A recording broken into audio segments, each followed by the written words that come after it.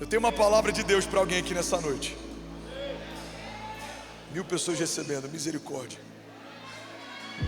Eu tenho uma palavra de Deus para alguém aqui nessa noite.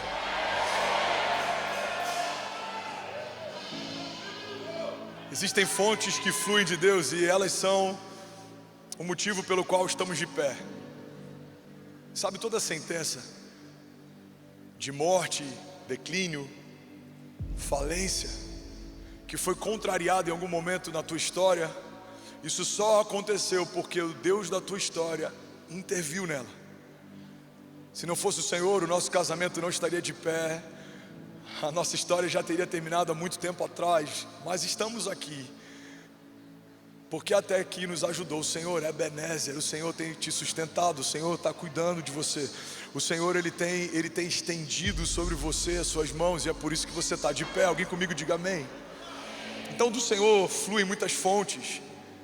Ele é a fonte da salvação, Ele é a fonte do temor, Ele é o autor e consumador da nossa fé, Ele é a fonte de toda a prosperidade, Ele é a fonte de toda a riqueza, Ele é a fonte da paz que excede todo entendimento. E hoje eu quero pregar sobre uma das nuances do caráter de Deus, sobre uma das características de quem Deus é e do que flui dele. Então a palavra de hoje é sobre cura. O Senhor é a fonte de toda a cura. Alguém pode declarar isso sobre alguém do seu lado? Diga: o Senhor é poderoso para curar você. Ele é a fonte.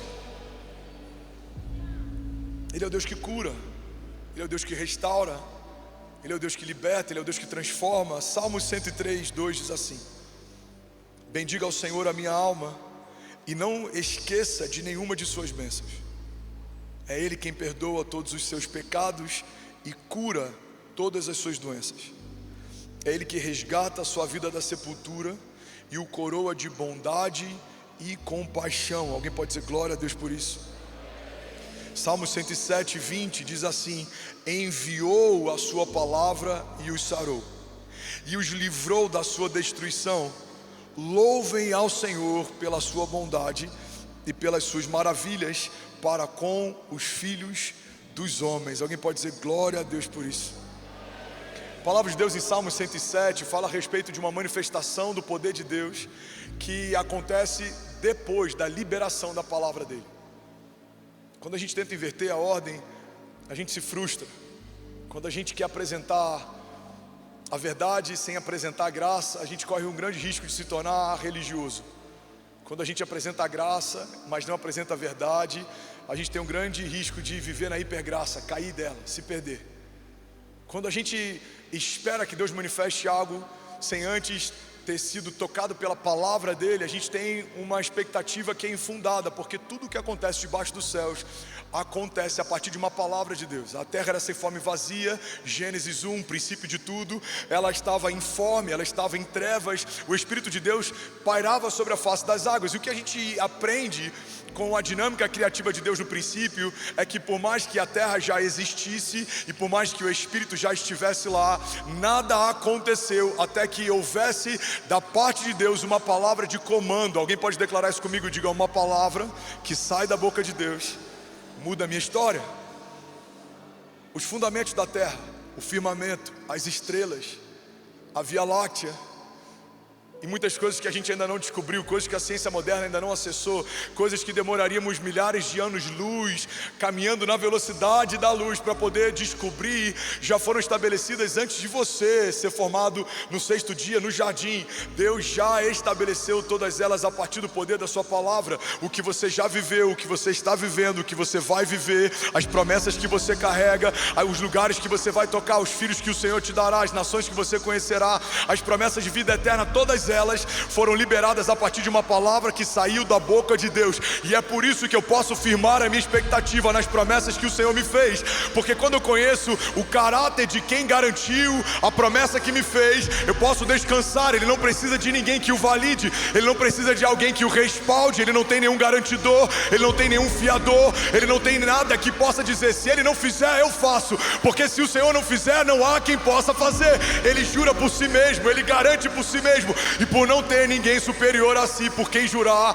O Senhor jurou por si mesmo: a minha palavra não volta vazia. Sou fiel em todas elas. As promessas foram estabelecidas e cada uma delas se cumprirão no meu tempo perfeito. Se você crer e não desanimar, se você se posicionar e não retroagir, se você continuar plantando e aguardar o tempo da colheita, se você colocar a mão no arado e não olhar para trás, a palavra que Deus liberou ao teu respeito vai acontecer. Alguém toma posse disso aqui, diga amém. Salmo 107 diz: enviou a sua palavra e os sarou. A palavra enviada por Deus desde o princípio, que estabelece o jardim e todas as etapas da fundação da terra. A palavra enviada por Deus no Novo Testamento, na Nova Aliança, que foi encarnada, o próprio Cristo, o Verbo encarnado. João diz: no princípio ele era o Verbo estava com Deus, o Verbo era Deus, e todas as coisas foram feitas por meio dele, e sem ele, nada do que foi feito se fez. Tudo que acontece debaixo dos céus acontece a partir da liberação de uma palavra de Deus. A Bíblia fala que um profeta foi levado por Deus a um vale de ossos secos, e ele é questionado pelo próprio Deus se ele acreditava que aquele vale de ossos secos poderia voltar a viver. E o profeta não responde o que ele pensa. Irmão, olha para mim. A tua casa não precisa das suas opiniões, as suas opiniões não mudam a história. Ninguém veio aqui nesse domingo para ouvir as minhas opiniões não libertam cativos. Mas a palavra que sai da boca de Deus muda a história. A palavra que sai da boca de Deus libera destinos, cura enfermos, liberta cativos. Alguém comigo aqui, diga amém. Então ele pergunta ao profeta: esse vale de ossos secos pode voltar a viver? E o profeta responde: Senhor, tu sabes. Então abre a tua boca e profetiza, diz o Senhor. E o profeta profetiza assim: vale de ossos secos, ouçam o que diz a voz do Senhor. Não tem nada mais triste do que uma igreja que tem uma vocação de voz profética esvaziada do som do céu, porque falamos sobre coisas que não ouvimos, e por isso a terra não acata o que falamos. Mas quando falamos sobre coisas que ouvimos do Senhor, toda a terra se submete. A palavra que você libera debaixo do temor do Senhor, ela quebra cativeiros, ela muda destinos, ela muda o fluir do rio, ela liberta, ela consola. Alguém comigo aqui, diga amém. Por que a gente vê tantas curas acontecendo? Por que vemos tanta manifestação do poder de Deus acontecendo? Fiquei sem retorno. Pronto, voltou. Por que vemos tantos sinais e maravilhas acontecendo quando uma igreja se posiciona e profetiza? Porque o Senhor é fiel à sua própria palavra. Não é porque o Senhor é fiel ao André Fernandes, não é porque o Senhor é fiel à Lagoinha, embora haja uma fidelidade de Deus parcial sobre tudo que está acontecendo, mas a base fundamental da fidelidade de Deus a partir de toda manifestação do seu poder na igreja é porque Ele é fiel à sua palavra. Ele disse: farão as obras que eu fiz e obras maiores farão.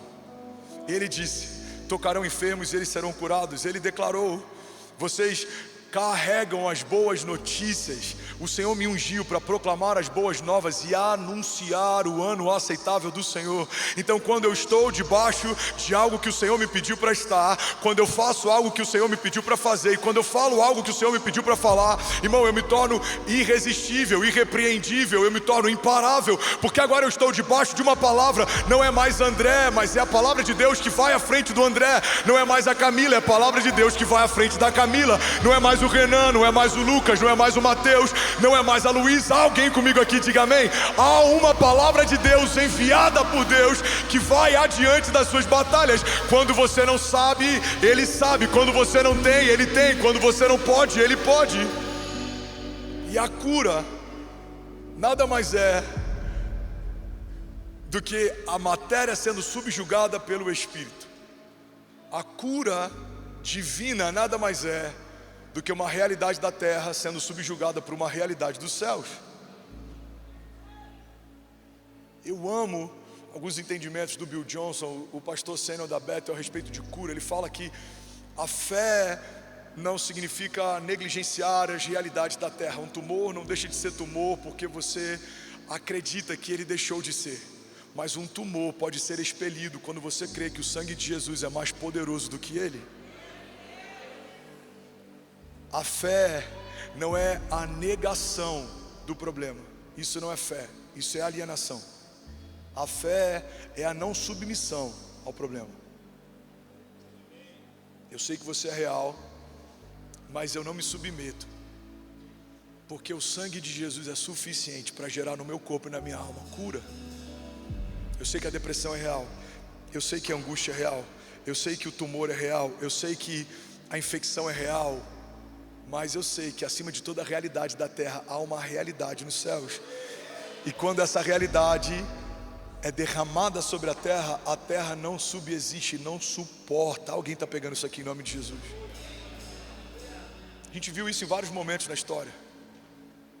A gente viu a manifestação do céu sobre a terra em vários momentos. Inclusive, quando pedem para que Jesus ensine a oração do Pai Nosso, ele fala a respeito de uma oração que é pautada em vários fundamentos. E um dos fundamentos principais da oração do Pai Nosso é que seja na terra como é no céu. A oração do Pai Nosso fala a respeito de uma igreja empoderada pela realidade do céu. Mas sem perceber, muitos de nós, esvaziados do poder e da autoridade do nome de Jesus, temos buscado uma teologia ou uma jornada de fé escapista. Senhor, me leva logo daqui. Pai, me tira desse problema. Vivemos pelo livramento o tempo inteiro, quando na verdade sair da terra para ir para o céu antes da hora não é o que Deus tem para você, mas trazer o céu para a terra a todo tempo e toda hora.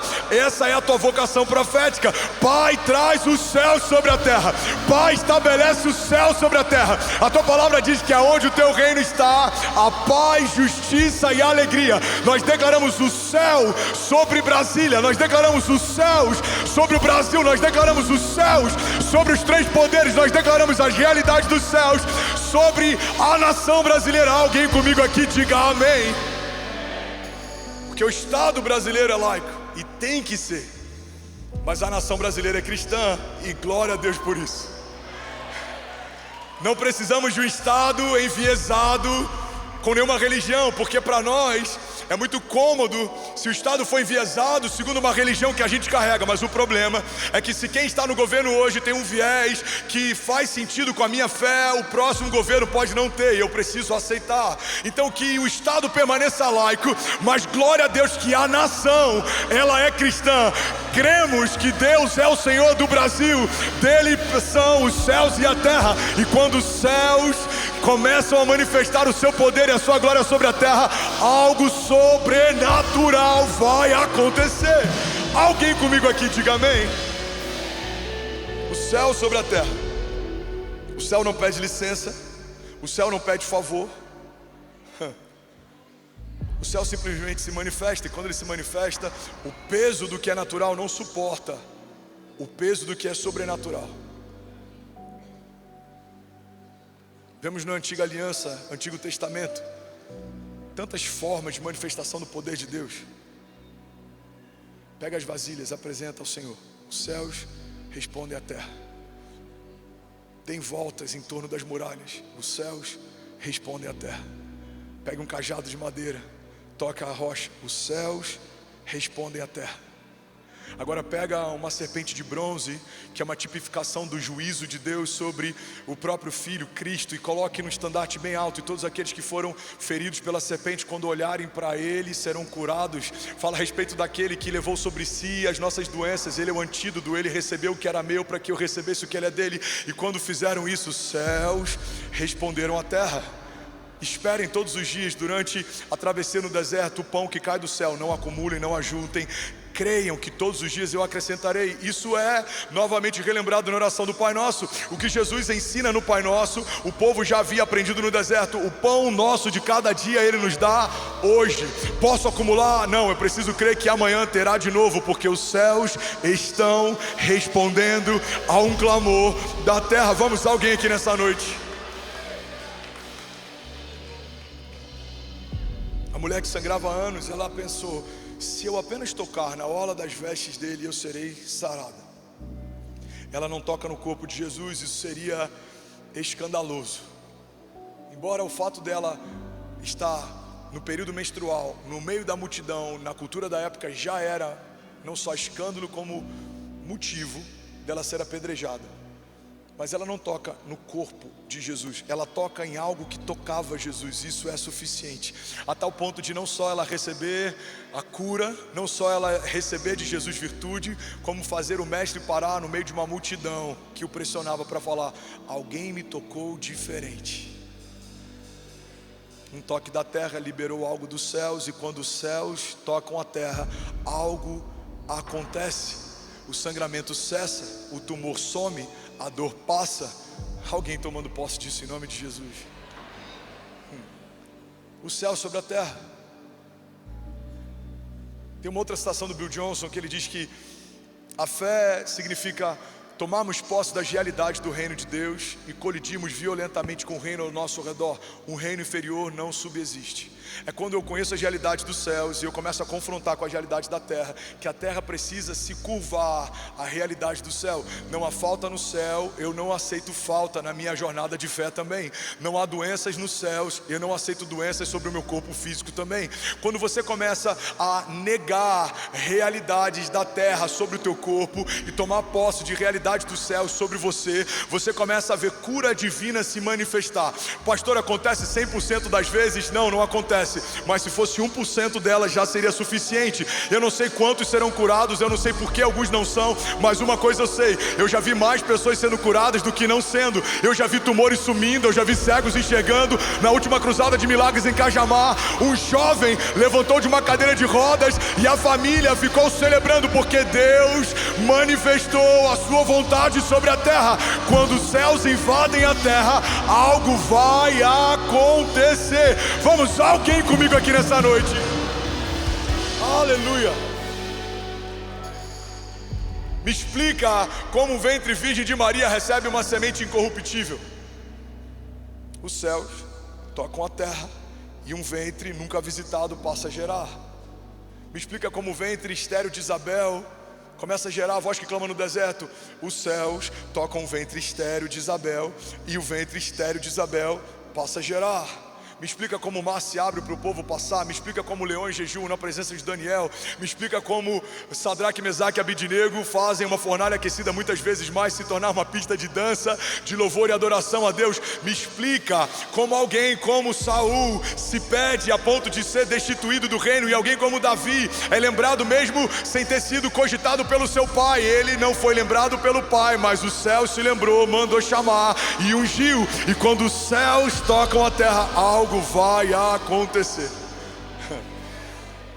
Me explica alguém como Pedro, que tempos depois negaria o mestre, agora está caminhando com ele sobre as águas no meio de um mar revolto. Me explica a pesca maravilhosa. Me explica, irmão, como um anzol lançado por Pedro num tempo em que precisavam pagar um imposto faz com que um peixe carregue dentro de si uma moeda de ouro com a quantia necessária para suprir a necessidade. Me explica como um pão partido num deserto sobrou de tal maneira que os cestos cheios foram levados de volta para casa. Me explica como ele conseguia dormir em meio a tempestades. Todas as vezes que os céus se manifestam sobre a terra, algo acontece. E é sobre isso que eu quero pregar nessa noite. Eu quero pregar sobre cura. A cura não é a negação do teu problema, a cura não é a negação da tua doença, a cura não é a negação do diagnóstico, isso é alienação. A cura é a não submissão. Eu não aceito, eu não me submeto, eu não concordo. Não há legalidade sobre mim para permanecer algo que não venha do meu Deus. Eu entreguei a minha vida a Jesus, ela pertence ao Senhor, e eu creio que a vida de Deus não divide espaço com ninguém. Então, se a vida de Deus entrou, todo espírito de morte precisa sair. Se a vida de Jesus entrou, todo espírito de enfermidade precisa sair. É essa oração que você vai fazer, é essa oração que eu faço. Todo espírito de enfermidade saia agora, em nome de Jesus. Quantas vezes pedimos para que doenças saiam, quando na verdade precisamos ordenar que elas assim o façam? Não é um pedido, é uma ordem. Como eu posso governar e ordenar com autoridade sobre doenças? Porque pelo sangue de Jesus eu fui preparado para, pelo nome de Jesus eu recebi uma procuração para.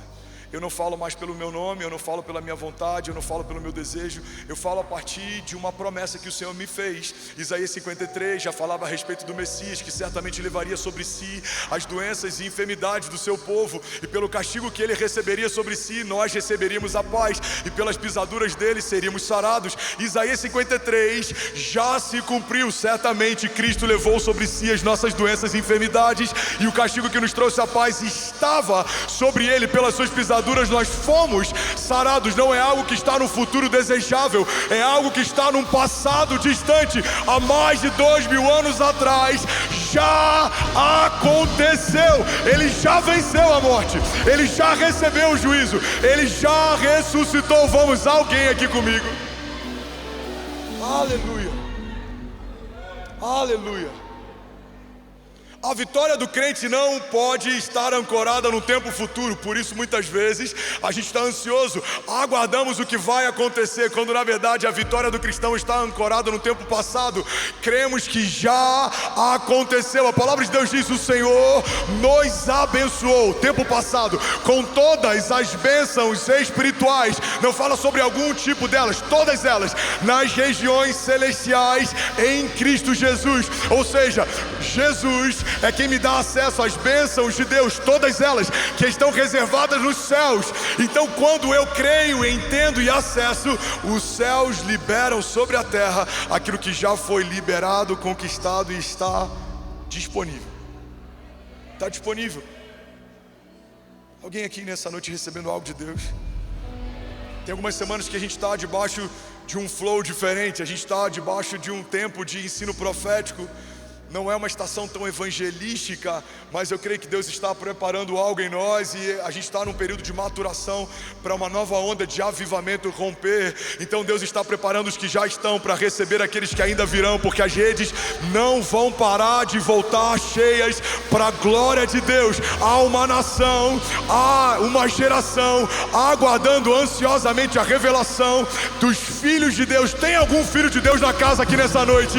Tem alguém aqui que crê que no poder do Espírito podemos todas as coisas naquele que nos fortalece? Alguém comigo aqui?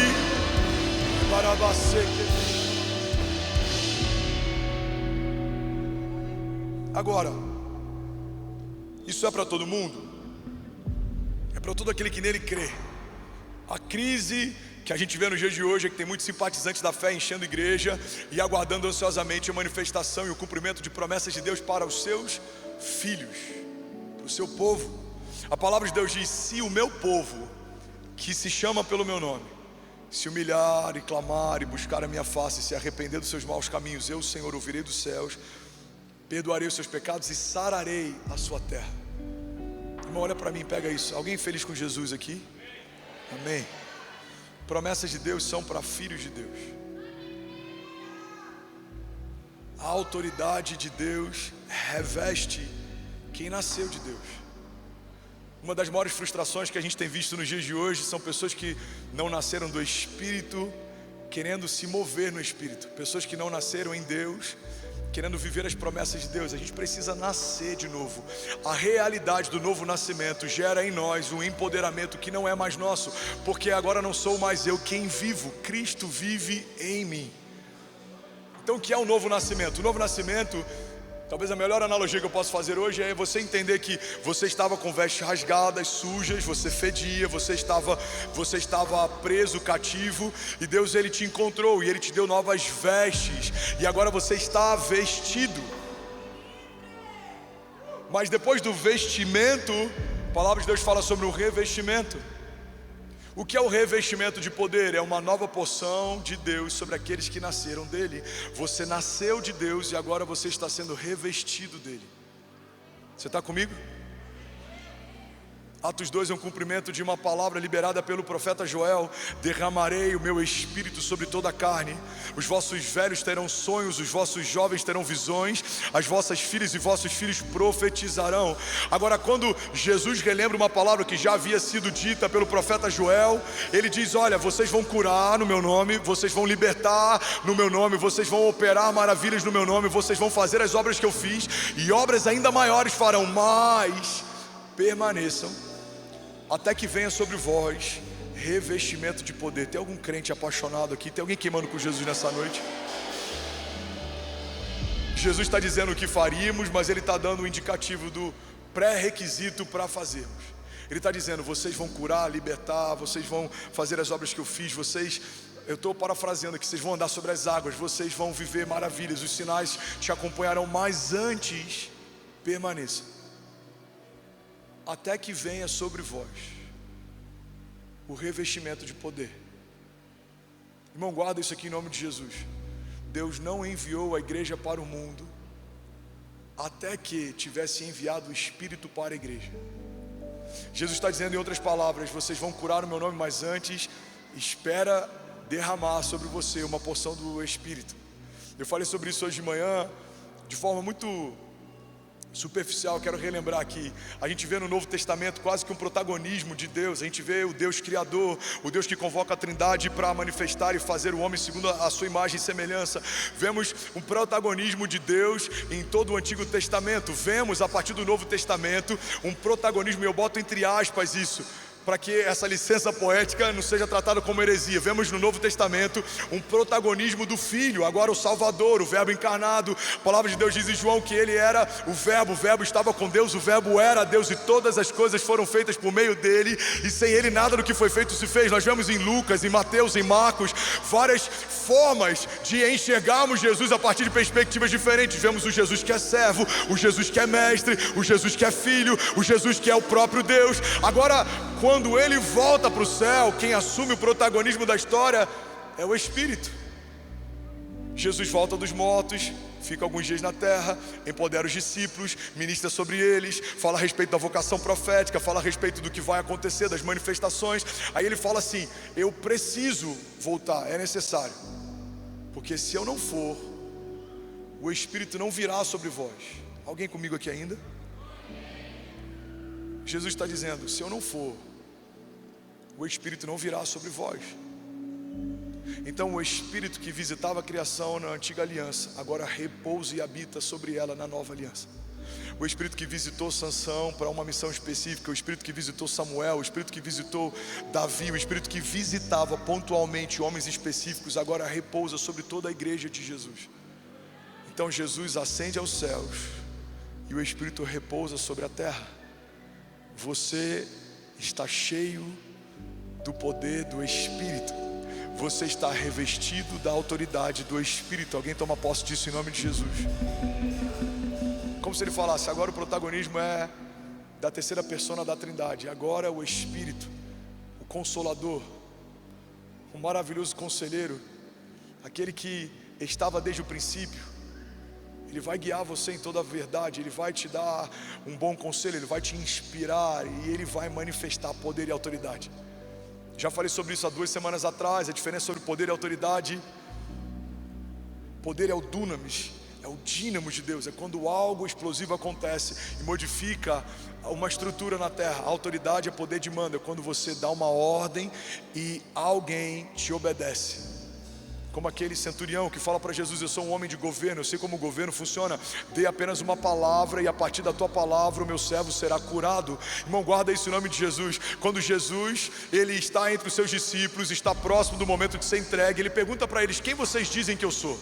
Porque a multidão diz que eu sou fanfarrão, a multidão diz que eu sou um falso profeta, a multidão diz muitas coisas, mas vocês, quem vocês dizem que eu sou? Então Pedro tem uma revelação.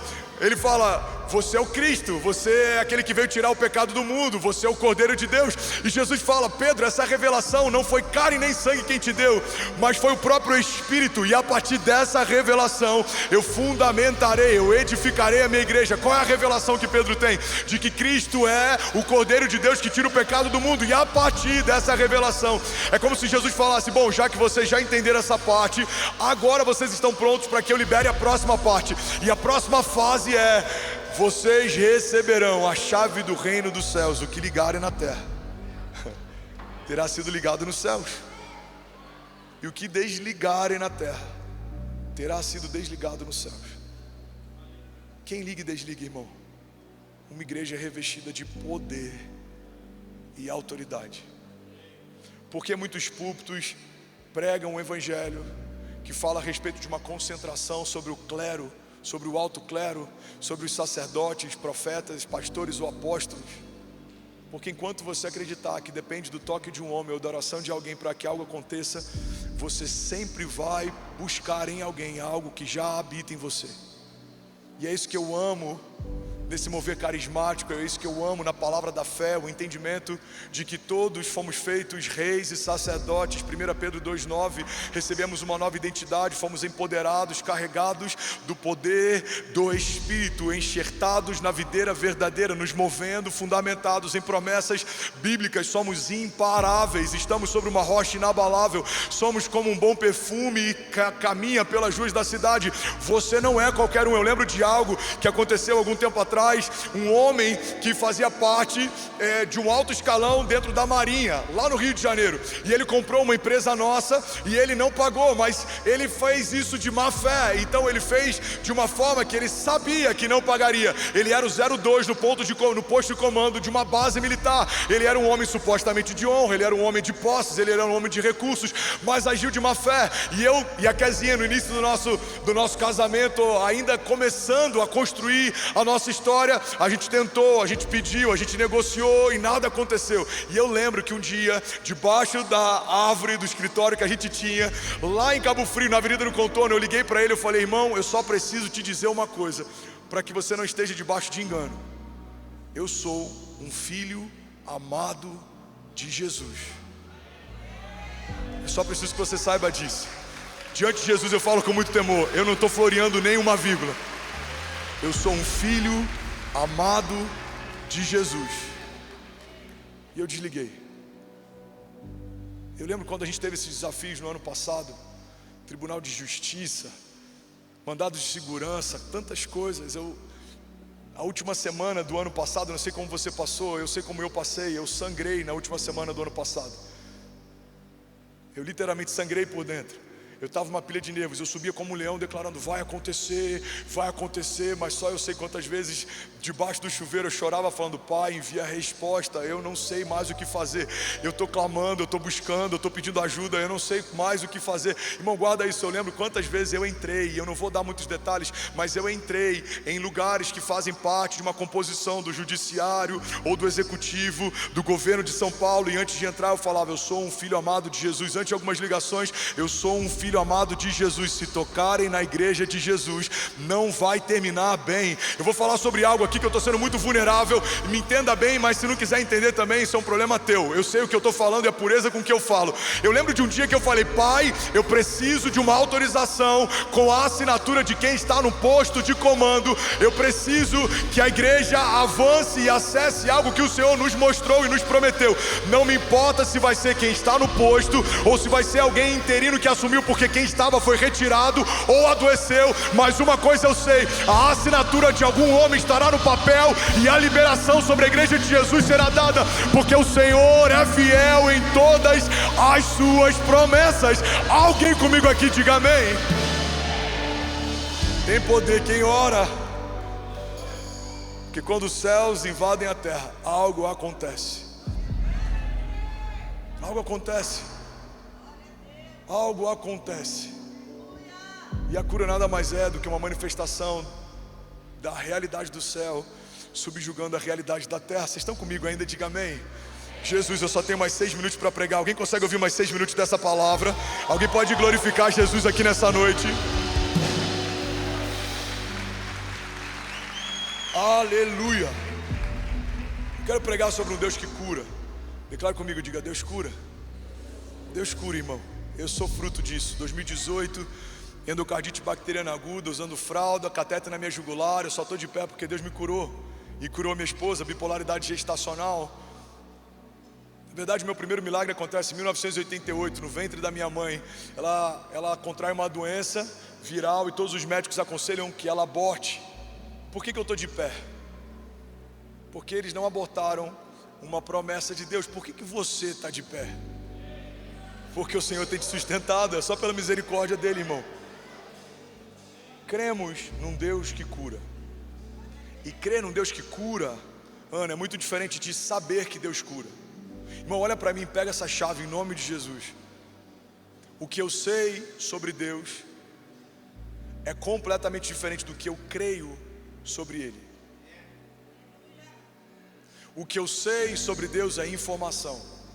O que eu creio sobre Ele é fé, confiança. É por isso que tem muitos teólogos que sabem tudo sobre Deus. São doutores em teologia, estudiosos da fé, conhecem mais versículos do que qualquer um de nós, talvez em 2 ou 3 línguas diferentes, nos originais, versões distintas, mas são esvaziados de poder e testemunho, e milagres, e sinais, e maravilhas. Por quê? Porque o que eu sei sobre Ele é informação.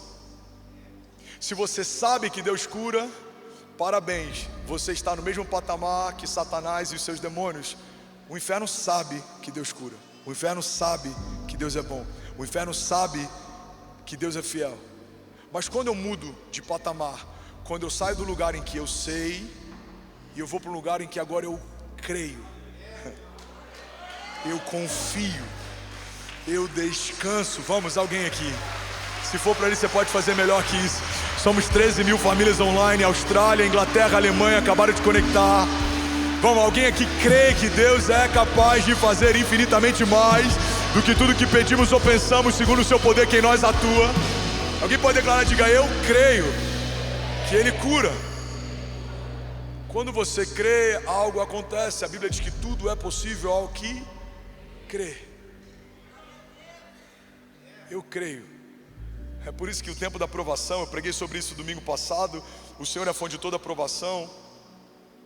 É um momento único de revelação do quanto de fato confiamos e cremos em quem Deus é e do que Ele pode. Nada deixa mais claro o quanto você confia do que o tempo da tua falta. O que realmente cremos sobre Deus fica exposto no nosso deserto.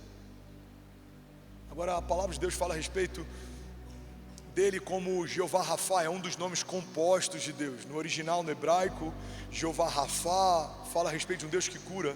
Jeová, ou Jireh, significa o eu sou, o Deus eterno, aquele que é autoexistente, ou seja, Ele não foi criado, Ele criou tudo que existe.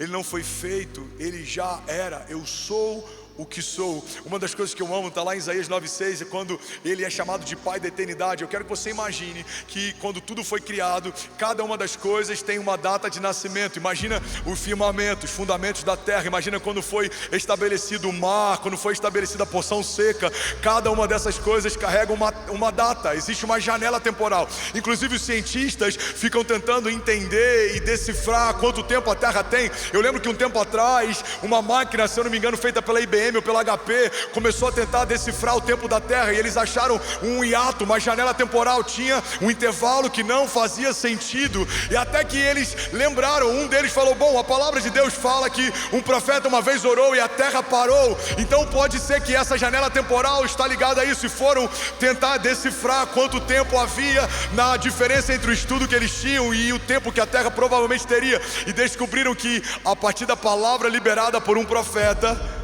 a terra para e o tempo muda. A ciência consegue datar muitas coisas, fósseis, criações, mas não tem como datar Deus, porque a eternidade não existia e Ele surgiu nela. Na verdade, Ele é o Pai dela. Isaías 9,6 diz que um dos nomes dele é Pai da eternidade. Imagina a certidão de nascimento, nome, eternidade, Pai, filiação, o Deus criador de todas as coisas.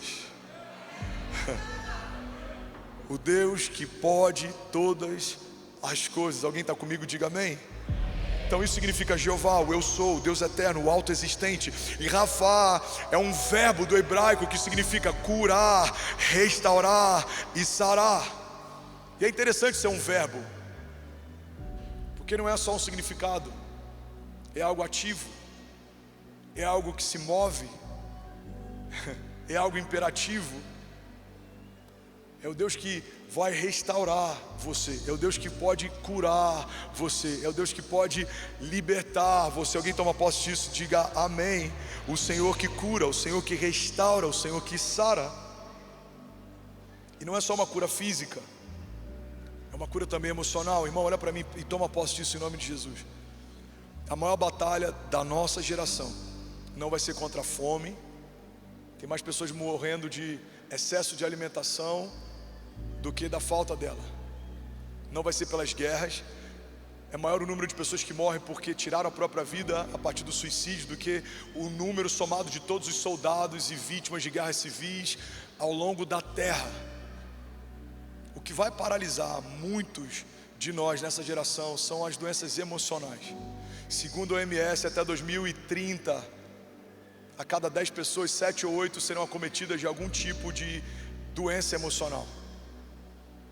Então, quando falamos de um Deus que cura, eu quero que você tome posse e entenda que não é só um Deus que cura o físico, é um Deus que cura a alma.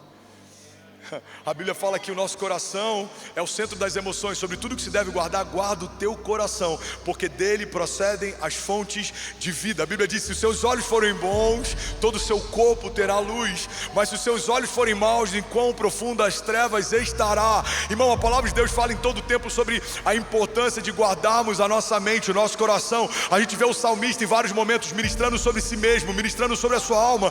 Porque está angustiada dentro de mim, ó minha alma, põe a sua esperança em Deus. Ele fala: eu elevo os meus olhos aos montes, de onde virá o meu socorro? E ele ministra para si mesmo: meu socorro vem do Senhor, que fez os céus e a terra. Existem doenças que acontecem porque elas surgiram, é uma genética, é algo que aconteceria naturalmente, mas existem doenças que são psicossomáticas, começam na mente e irradiam para o corpo.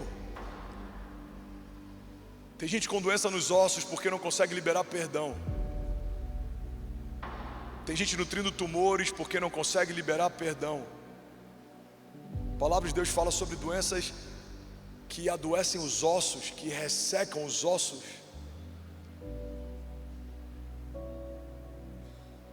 Porque a gente tem uma ideia errada de que perdão tem a ver com o passado, perdão tem a ver com o futuro. Não tem como acessar um futuro desejável em Deus sem me despir do meu passado. O que fizeram, o que tramaram, o que falaram, como te feriram, isso ficou no teu passado, irmão. A falta de liberação de perdão é como um veneno que a gente toma para si, achando que vai envenenar ao outro. Você precisa se despir dessas coisas. A partir de Cristo, as coisas velhas ficaram para trás e tudo se fez novo. Tem doenças psicossomáticas que estão ligadas aos medos que a gente nutre. Alguém está recebendo algo de Deus aqui nessa noite? Os medos que a gente nutre, a ansiedade, o pânico, muitas vezes a gente nutre. Eu queria te fazer um pedido, se você pode, permaneça até o final. Eu devo terminar daqui a 5 ou 8 minutos.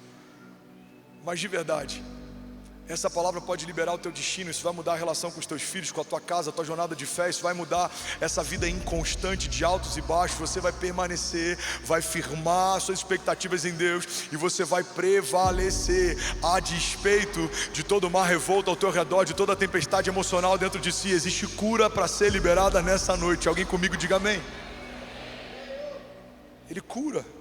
Salmo 147:3 diz: só Ele cura os de coração quebrantado e cuida das suas feridas. Você pode levantar sua mão direita e declarar isso? Diga: só o Senhor cura os de coração quebrantado e cuida das suas feridas. Eu lembro que algum tempo atrás eu preguei sobre aquele milagre do cego de nascença. Alguém está comigo aqui? Diga amém. E aquela cura era muito específica, porque Jesus, ele não cura só o físico daquele homem, ele cura a alma daquele homem. A forma como Jesus faz o que fez, ela é terapêutica. Ele está ministrando sobre as dores e os traumas de um homem que desde que nasceu era tratado como amaldiçoado. Irmão, deixa eu te levar para um lugar, vem comigo, não se distrai.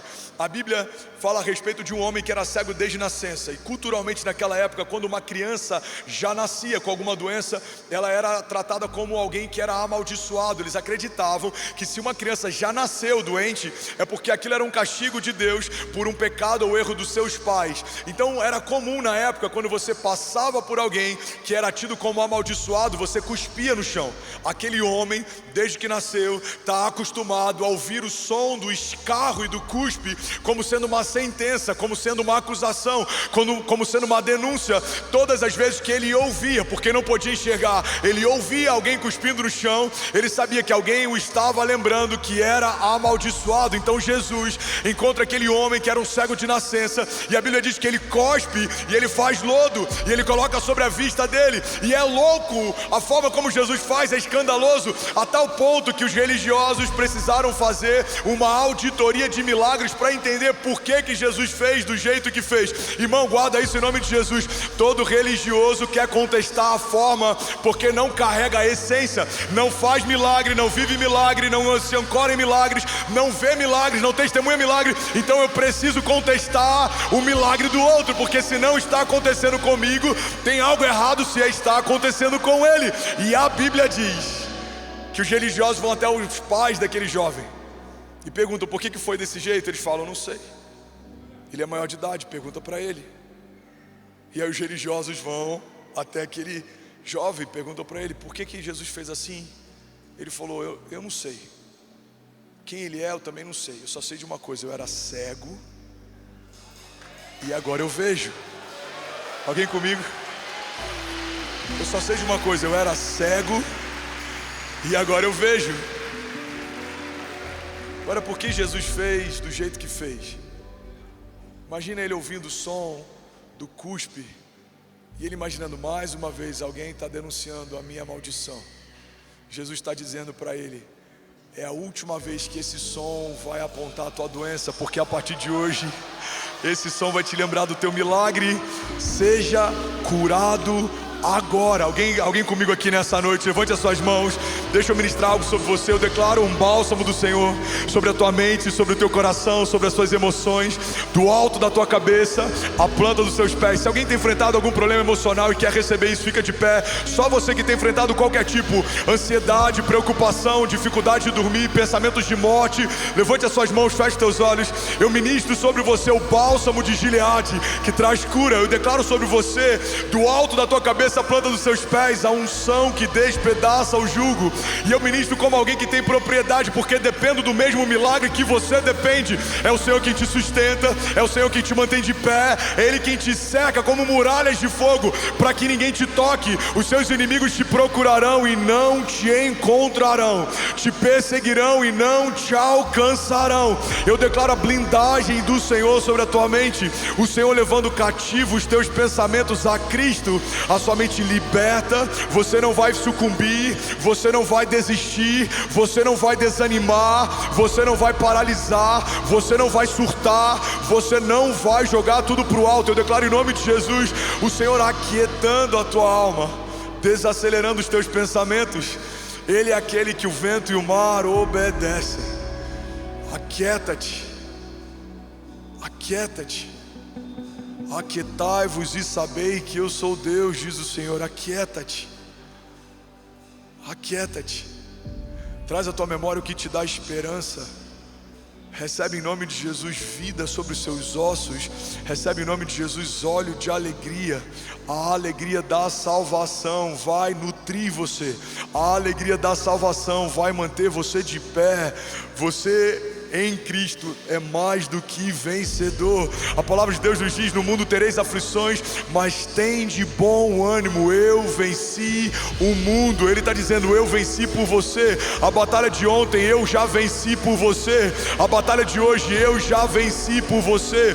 A batalha de amanhã eu já venci por você. A cada dia basta o seu mal. Busque em mim o pão que desce do céu. Busque em mim a resposta que você precisa. Busque em mim um bom conselho. Busque em mim proteção, busque em mim abrigo. Eu sou refúgio e fortaleza, diz o Senhor, socorro presente na hora da angústia. Aqueles que me buscam não ficarão decepcionados, não serão desamparados, porque em mim há descanso,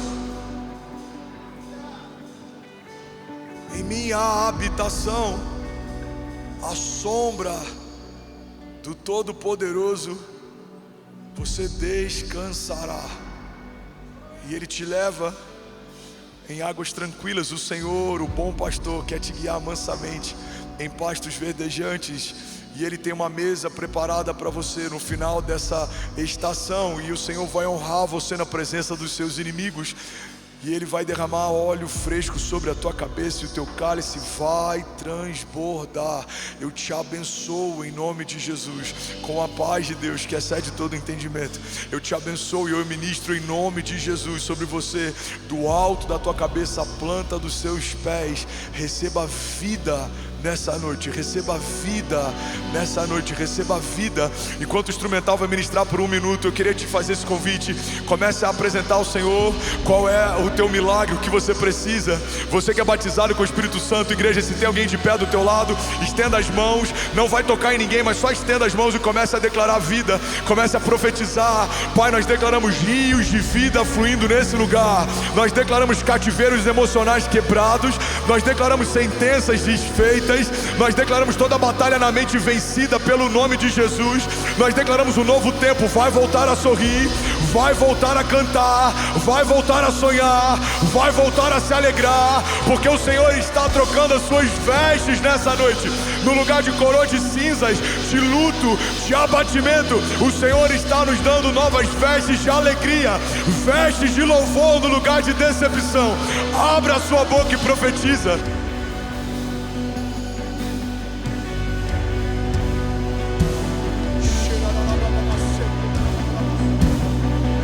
Vida de Deus, receba a vida de Deus, receba vida sobre os seus ossos, receba vida sobre a tua alma, receba vida, vida, vida, vida.